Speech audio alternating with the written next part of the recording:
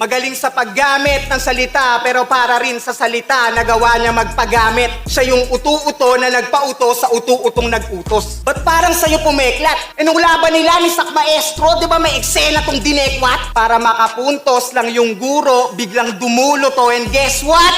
Matatawag nga na asset, palit ulong nagpa-set up. Halatang naisip yung ideya na magka-jamming sila.